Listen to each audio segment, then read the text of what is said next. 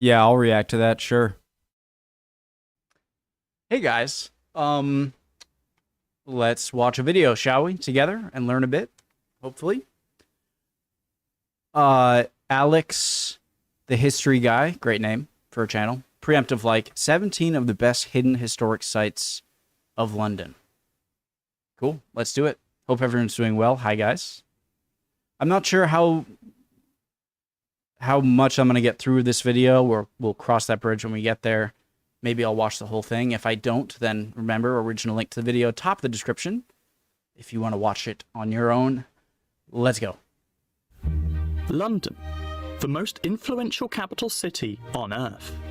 Grey skyscrapers, red buses and black taxis. This is truly a concrete jungle.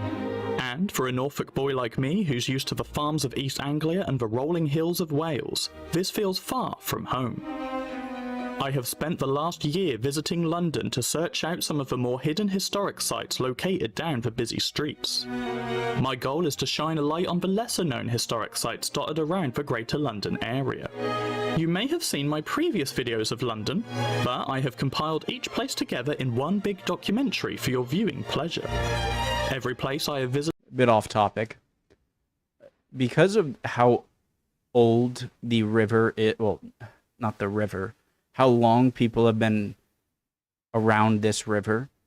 You know, if you go back to Roman times, like 2,000 years of production around this area of buildings, I would love to see if you can magically remove all of the water from the Thames, just to see any things that have like fallen overboard from barges or boats, whatever. And I feel like you'd be able to see a lot of cool stuff placed together in one big documentary for your viewing pleasure.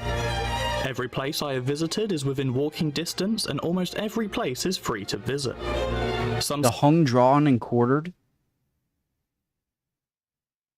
visited is within walking distance, and almost every place is free to visit. Some sites on my list are better known than others, but are still often overshadowed by the more popular landmarks on the London skyline. In my journey, I have discovered church ruins down small alleyways, hoards of medieval arms and armour, and ancient Roman temples buried deep underground. So embark on this adventure with me, as I show you 40 minutes of some of the most incredible London historic sites that you may have never heard about, and reveal their grand history and place in the history of London. This is the Hidden Historic Sites of London. We start our adventure on Mark Lane. Tucked away between tall glass business complexes stands the ornate medieval tower of All Hallows Staining. All Hallows Eve? There is currently some considerable construction work going on around the tower, which has revealed the church's original Anglo-Saxon crypts, making this church even older than we previously thought, and indeed, All Hallows was likely one of the first churches of Saxon London. The word staining means stone in Old English, notable because most churches would have been made of timber construction during this time. The church was likely rebuilt in the 12th century, and the 14th century tower is now all that remains. So staining, did that turn to like stain and then stone, something like that? I think how, you know, language is fascinating, how it evolves. It is amazing to think... Also, I'm pausing too much already, sorry, last pause. Is this the MI6 building right here? The word of tin and the 14th century tower is now all that remains. It is amazing to think that, around 700 years ago, the tower would have likely been one of the tallest buildings on the medieval skyline. Yet now, it is dwarfed in comparison to its new noisy neighbours. Walking a little south, we stumble upon the ruins of another church, St Dunstan's. Named after a 10th century monk, this church narrowly survived the Great Fire of London, whereafter it was given a new tower and steeple by Sir Christopher Wren. Then, in 1941, the church was bombed by the Luftwaffe during World War II, and remains today as a hollow skeleton. St Dunstan still continues to... I forget, I've definitely heard the name Christopher Wren, but I forget, was he an architect? Shine with beauty. St Dunstan still continues to shine with beauty, now a stunning example of horticulture, hosting a plethora of both local and tropical plants. Unfortunately, as I visited in winter, I couldn't get to see these in bloom, but it is still a lovely place to sit down, rest for 5 minutes, and watch this little island of reclaimed nature in this busy city. Over the bridge and turning right, we arrive at the Grand Cathedral of Suffolk. Not exactly hidden, granted, but when people think of a London cathedral, they most certainly think of St Paul's. Southwark Cathedral is tucked away between giant modern buildings and keeps its historical treasures of intrigue close to its chest. The first known religious building on these grounds was a small Saxon convent, and has been a monastic site ever since. However, its roots go even further back to some 2,000 years ago, originally being part of a Roman settlement over the water from Londinium, the first settlement which of course has now become London. In 1106, the church was given an elevated status, becoming an Augustinian priory. Details crazy. Suffolk, alongside Westminster and St Bartholomew, a place that we will surely visit later in this video, grew to become one of the 3 great monastic churches to have survived the tumultuous history of London's past. Here we see the remarkable slice of over 2,000 years of history all in one area. The Red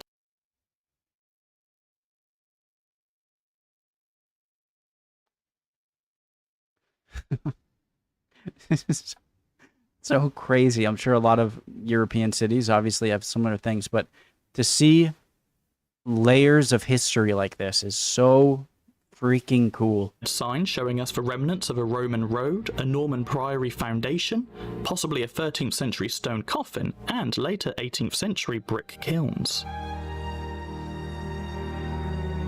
It shows you how, you know, part of me is kind of a little upset, although it has to happen. I mean, you have to modernize your cities, but how there's a lot of modern stuff built on and around more ancient sites, but clearly that's been happening forever. A short walk west, and we find the ruinous remains of Winchester Palace. Only this corner of wall remains, boasting a grand circular rose window which would have bathed the multi-level medieval hall in sunlight. Winchester Palace used to be one of the largest and most opulent buildings in all of medieval London. The palace was built in the early 12th century and was home to the bishops of Winchester, as the name suggests. And it survived for over 600 years before a fire gutted the site in the 19th century, and it was not rebuilt. On our way to our next stop, we pass a reconstruction of Shakespeare's famous Globe Theatre. Oh, classic. I remember. Oh, but this is giving me PTSD from English class, which was by far my most hated class. And I don't know if you guys, like, what we call English isn't like you're learning English. Well, I guess you are kind of. But it just means like the writing class mainly, you know, or plays, learning about plays and writing, which the more I describe it, I guess the more fitting the word is. Opened to the public in 1997, my birth year. The original Globe Theatre was built around 700 feet away from this fine reconstruction. The first theatre was constructed in 1599 by Shakespeare's company, the Lord Chamberlain's Men, but was gutted by fire when a prop cannon misfired during a performance of Henry VIII. Hopping over the river again, and a short distance past St Paul's, lays the ruins of Greyfriars Church. Isn't Henry V another Shakespeare play? So are there any more Shakespeare plays that are just about past royals? Once a giant monastic building, it was the second religious house to be founded in England by the Franciscan monks, known for wearing grey robes. The church boasted a university, which held an extensive library, as London was one of the 3 main university cities of medieval England, the others of course being Cambridge and Oxford. The church was functional on this site from 1225 to 1538, where it fell to the dissolution of the monasteries under the reign of King Henry VIII. These are the walls of Roman Londinium. Although heavily amended over the centuries, the fact that these walls have stood the test of time and are still here today is an incredibly rare and fascinating achievement. The walls we see here are part of a Roman fort located on the western part of the city, known now as the Barbican Estate. The name Barbican comes from the Low Latin word barbicana, which referred to a fortified outpost or gateway. This fort was built during the aftermath of Boudicca's Iceni or Iceni rebellion, which saw Londinium razed to the ground, and these were the first section of defensive walls to be built around the town. Before these fortifications, an earth bank and ditch encircled the Roman settlement. Later, in around 200 AD, city walls were built to surround the rest of Londinium. This quick reconstruction program saw Londinium become the new provincial capital of Roman Britain, replacing the old capital Camulodunum, which is now Colchester. The Roman walls were later adopted by the Normans, who continued to improve the defences of London with the construction of a grand castle by the river's edge, now named the Tower of London. This section of the Roman walls are considerably remarkable due to the fact that they had been hidden for centuries. During World War II, this area of London was extensively bombed by the Luftwaffe due to the industrial buildings which were situated here. The destruction of these factories unveiled this segment of Roman wall, which has been heavily modified over the centuries as the walls have been incorporated into other buildings, which are now also gone. If you're particularly interested in the ancient Roman history of London, hold steadfast, as I have 2 more Roman sites to show you in this video. Wow, so it wouldn't have been found if not for the bombing? I'll be discussing the Roman history of London in much more depth as the video progresses. Here, nestled between tall modern buildings, we see the ancient ruins of something that looks very much out of place. These stone arches are the remains of Elsing Hospital. Once part of a much larger medieval complex, the hospital was commissioned and built by William Elsing, a local merchant who became considerably wealthy from trading in the prosperous city of London. He decided, rather generously, to give back to his local community in an act of great charity. And after noticing the growing population of blind homeless people along the streets, he decided to erect a hospital to house and care for them. Nice guy. This would be a permanent shelter for the blind homeless, regardless of gender, and grew to also accept paralysed priests and other people of unfortunate circumstances. The hospital was built in 1331 AD, housing around 32 patients. Soon after it opened, it tripled its occupation to look after over 100 people. What survives today is the ground floor of the hospital's chapel tower, with arches in every direction which would have led into the chapel's nave, various corridors and dormitories. Guys, are most of the deterioration of these buildings due to just natural, just things crumbling over time? Or are most of them because of like deliberate or accidental destruction? The hospital was closed down by decree of the dissolution of the monasteries by King Henry VIII in the early 16th century. The more I learn about King Henry VIII, the more I realize why he's the most famous of the monarchs. I guess that's to be argued, maybe Queen Victoria, but the amount of things that changed during his reign makes it make sense as to why he's so well known. And the property was granted to Sir John Williams, master of the King's Jewels. However, on Christmas Eve, only a year after being handed over to its new owner, the hospital burnt down, and the remains were quickly quarried and the stone was sold for the construction of various other local buildings. The ruins are situated next to a surviving portion of the ancient Roman wall. However, most of the architecture you see was built during the Middle Ages and much later. Indeed, as we follow these walls westwards, we naturally pass several church ruins, and courtyards where churches used to sit. The detached tower of St Albans, with its nave now long lost to time, is one of these unfortunate churches. St Albans was originally a medieval church, which was rebuilt in 1634. Only 32 years later, it was destroyed in the Great Fire of London, but afterwards was shortly rebuilt in the Gothic style that you see today. The nave was once again destroyed by the Luftwaffe bombing raids of the Second World War, and this time the ruinous remains were cleared and only the tower survives today. Do you think any modern buildings, like in the past 50, 100 years are going to withstand centuries or even millennia? Like, are people 500 or 800, 1,000 years from now going to be able to see surviving buildings that were built recently? Or are the buildings that are modern buildings just not built to last like these ones are? However, there is one medieval church in particular that survives as a marvel to Norman architecture. Just across the road from the infamous meat market of Smithfield, I give you the Church of St. Bartholomew the Great. Infamous? What happened? Ooh. The story goes that an Augustinian canon or monk named Rahir had a vision of an ethereal winged beast transporting him to London, where he was told to build a chapel on a specific site. Upon receiving this story, King Henry I of England granted the monk the land to erect this chapel, and construction began in 1123 AD. The church quickly developed a reputation for having the ability to cure serious ailments such as disabilities, and this newfound celebrity status saw the church elevate into the grand mini-cathedral that we see today. The nave, high altar, and ambulatory is said to mimic that of Norwich Cathedral, one of the most important and prominent medieval cathedrals at the time, and the Romanesque arches do well to push this theory. The church doubled as Interesting arches. arches do well to push this theory. They seem much less elongated than other things I'm used to seeing.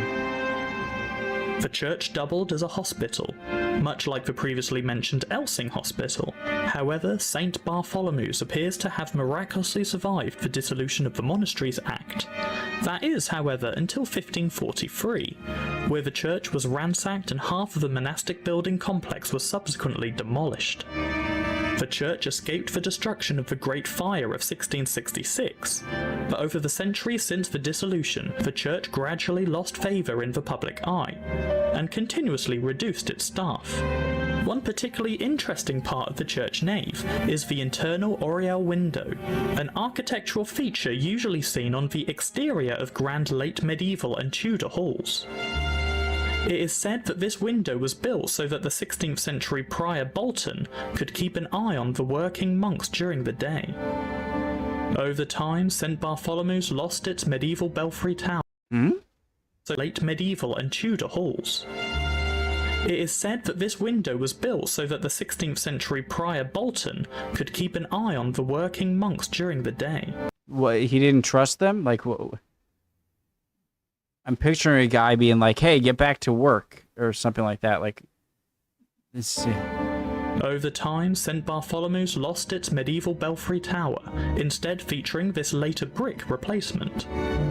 In fact, we can imagine the original size of the church due to the surviving eastern range of the cloister, which would have formed a square, attached to the length of the nave. The stone bottom half of the gatehouse marking the entrance to the church's courtyard today is believed to be the original West End entrance of either the nave or the cloister corridor. This would make St. Bartholomew's roughly 2/3 of the size of nearby giant St. Paul's Cathedral. A short walk from the church through the Smithfield Meat Market. I say this a lot, I know, when I watch these types of videos, but what I would give to be able to see the construction of these buildings in person. Just to see, I just want to, I'd be captivated just seeing like what I'm sure would have been very mundane, simple parts of construction, but just how they would do it and what they looked like. And up St. John's Lane. This will be a vital hint for our next stop. Say hello to the St. John's Gate. This Tudor gatehouse was built in 1504 and stood as the southern entrance of the Clerkenwell Priory, which was a medieval monastic house and also the English headquarters of the Knight of the Order of St. John, also known as the Knights Hospitaller.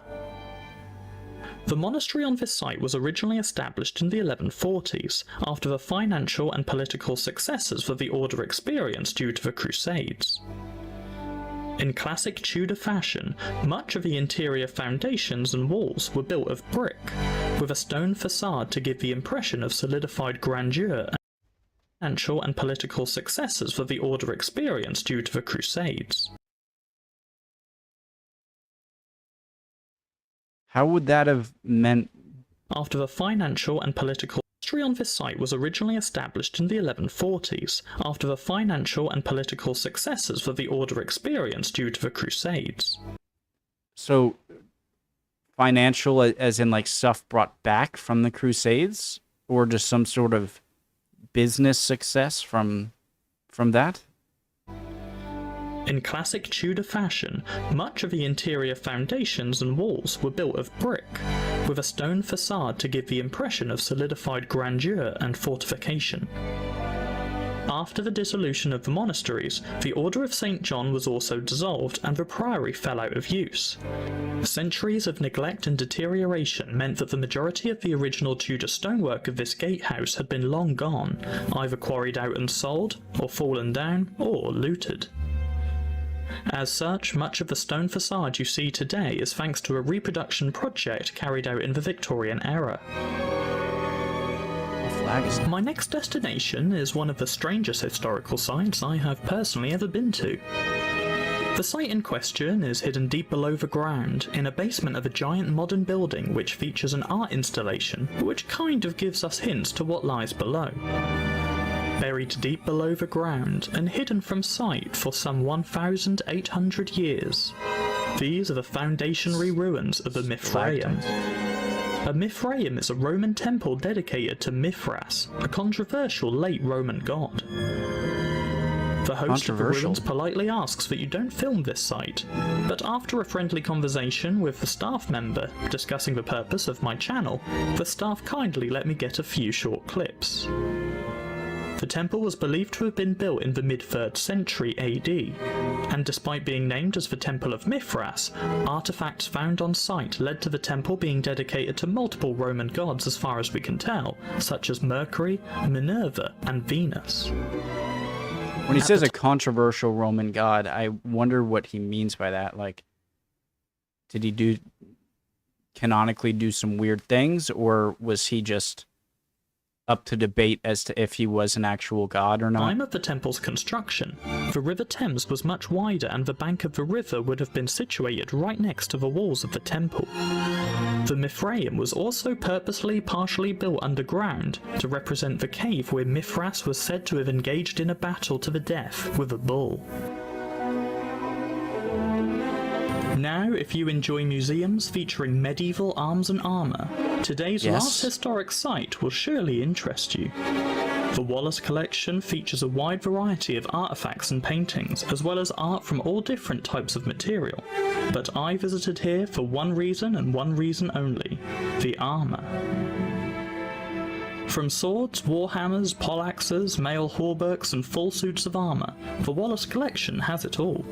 A medieval fanatic could spend days marvelling at all the beautiful 15th and 16th century artefacts on display, also featuring incredibly rare... How long would it have taken to make these things out of chainmail? 15th and 16th... Because you had to do each individual piece of it. ...century artefacts on display, also featuring incredibly rare examples from as far back as the 14th century, like these hourglass gauntlets. 100 Years' War era? This is the armour of Sir Thomas Sackville, a stunningly ornate harness made by London's Greenwich Armouries, one of the most high-profile bespoke 16th century armouries in Europe. A gentleman in the movie props industry in America recently assisted in rebuilding a replica of this harness in all its 16th century glory, and the vivid blues and golds being brought back to life shows how incredible this armour would have been in its heyday. The main feature of the Wallace Collection's armour section is a mounted knight in full polished armour, even including the steel horse armour as well.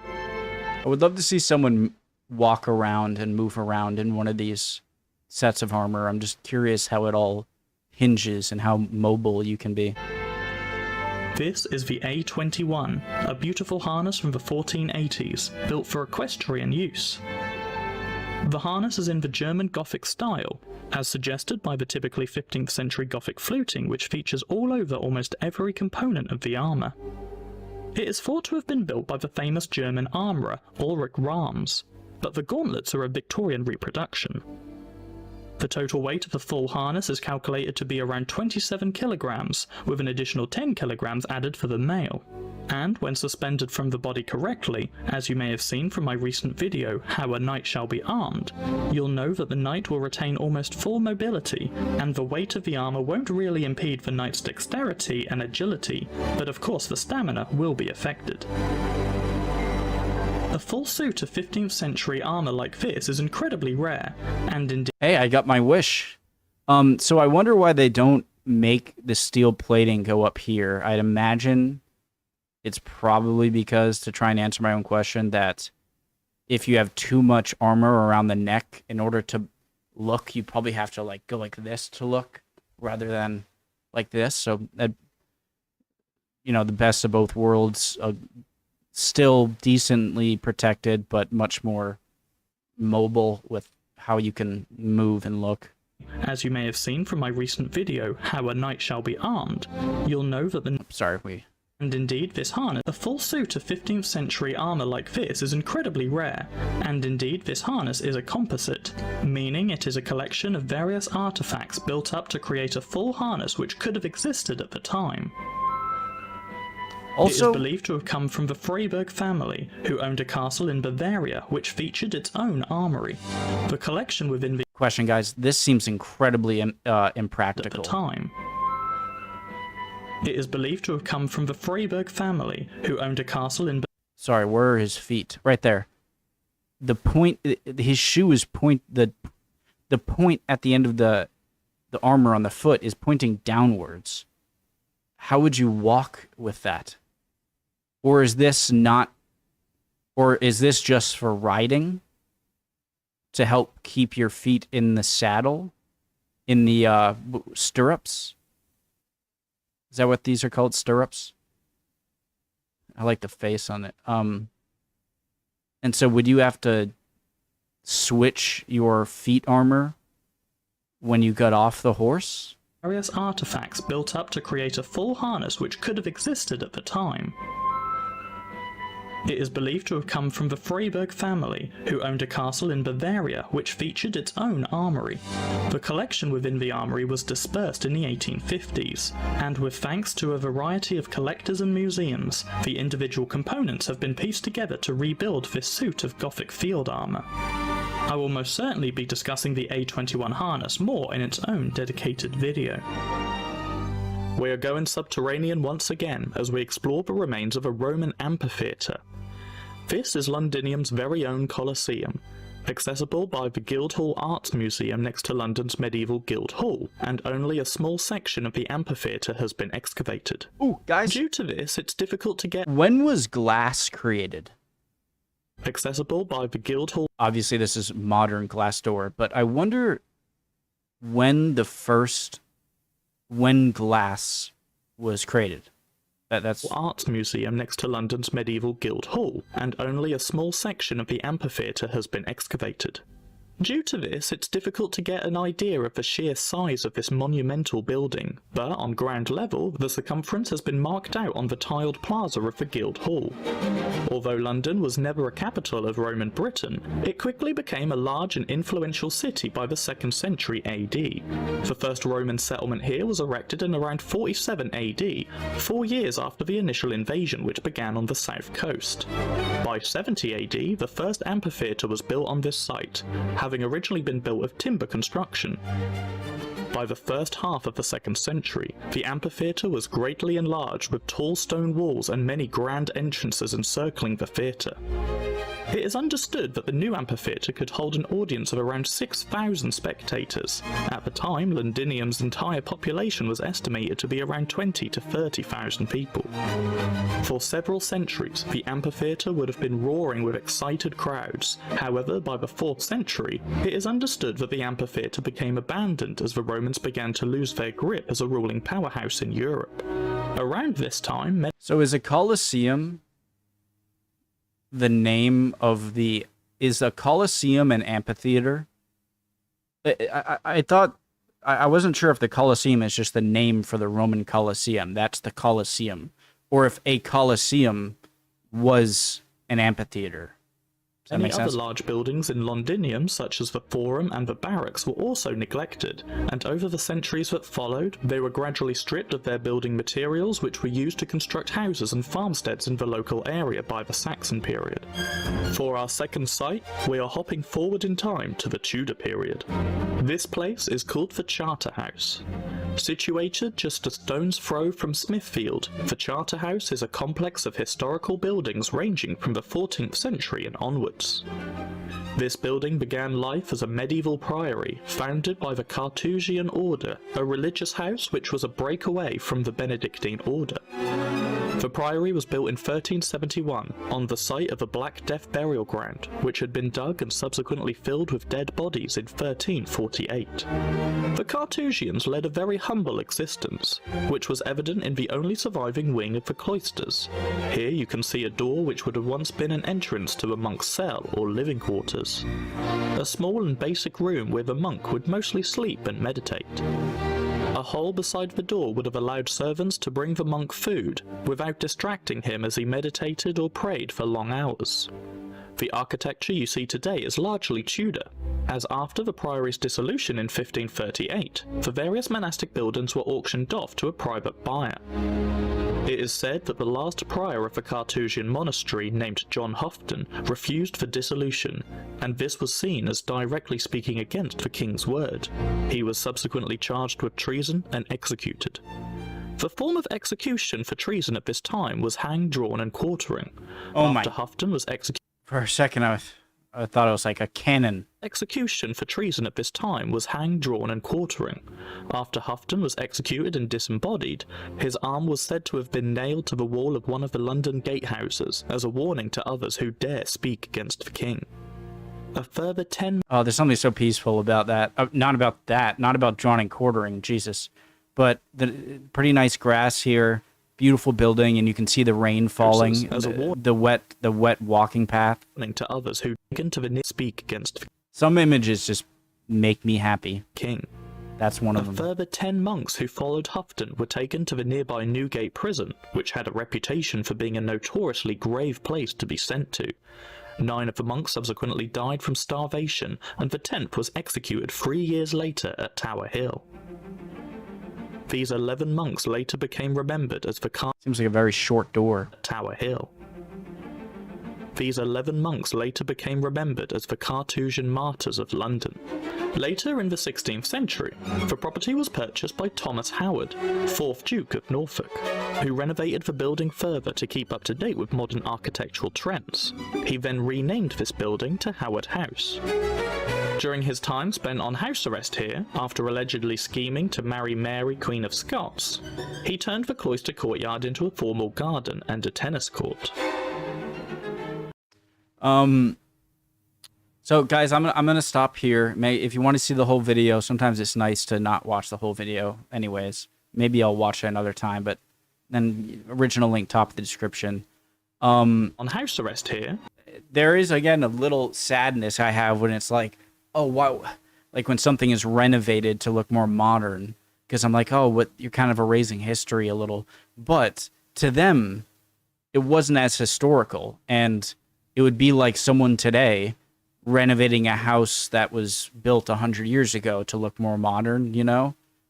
And we don't really think twice about that a lot, so would that be any different?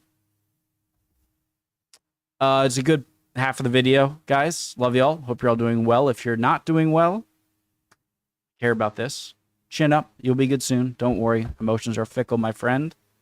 And I hope I'll see you guys next time. Would love to see any comments down below. You guys are always awesome in that, answering any questions I have. And yeah, hopefully I'll see you guys next time. We'll keep on learning. Bye, guys.